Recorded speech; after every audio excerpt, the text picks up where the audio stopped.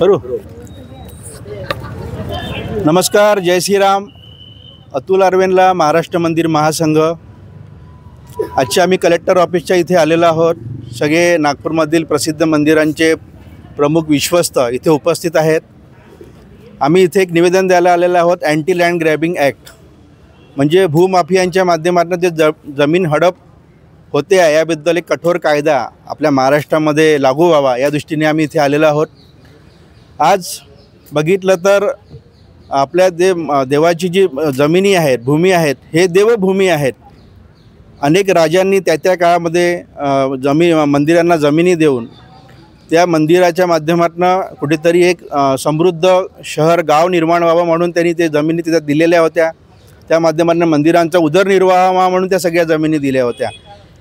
पण आज बघतोय की या ज्या जमिनी आहेत या भूमाफियांच्या माध्यमातून किंवा शासनातील काही अधिकाऱ्यांच्या माध्यमातून साटेगोटे करून या जमिनी कुठेतरी कुळाच्या नावाने हजारो एकर जमिनी आज लाटल्या गेलेल्या आहेत आणि हे सगळं भूमाफियांच्या माध्यमातून या जमिनी आज मंदिरापासून दूर गेलेल्या आहेत।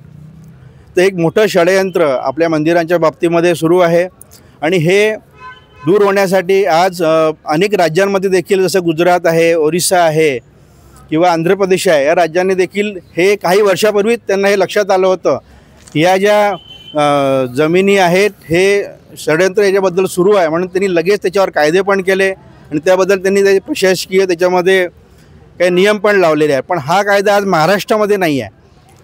तर याचा अर्थ बघितलं तर जसं आम्ही अमरावतीमध्ये आपल्या विदर्भातलं गोष्ट सांगतो तर अमरावतीमधले जी जमीन होती त्या जमिनीचं आजचं बाजारभाव मूल्य 50 करोड आहे।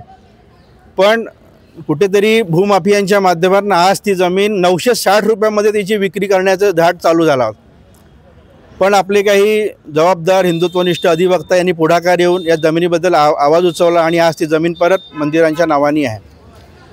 असंच अकोल्यामध्ये पण झालं आहे। नागपूरमध्ये देखील काही तालुक्यांमध्ये अभ्यास करताना लक्षात आलं की तिथे पण अशा जमिनी मंदिरांच्या नावानी आहेत।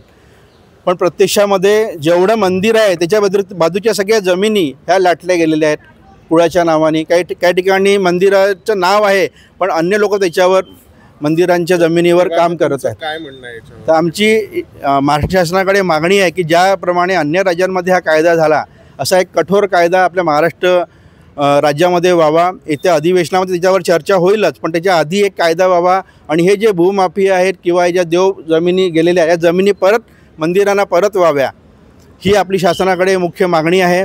तसेच जे सध्या कायदे आहेत त्या कायद्यामध्ये कुठलाही अदखलपात्र गुन्हा किंवा फौजदारी गुन्हा दाखल होत नाही आहे।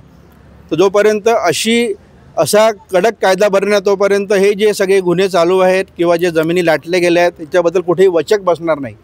म्हणून आपली एक मागणी आहे की या अधिवेशनामध्ये या कायद्याबद्दल योग्य ती कारवाई व्हावी। अतुल अरवेनला हिंदू जनजागृती समिती तसेच महाराष्ट्र मंदिर महासंघ जिल्हा समन्वयक।